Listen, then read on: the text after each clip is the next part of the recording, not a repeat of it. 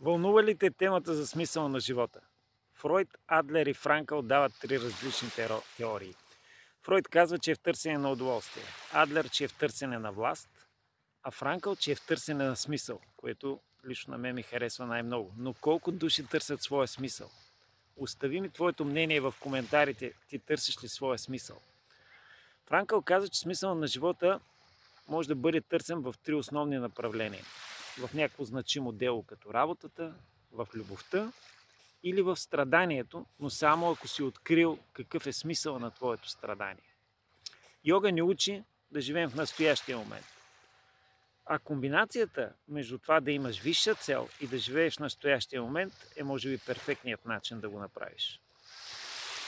Ако не знаеш какъв е твоя смисъл, пиши ми и ще го разкодирам от твоята рождена дата чрез матрицата на съдбата, астрологията и нумерологията и ти ще получиш светлина в твоя живот.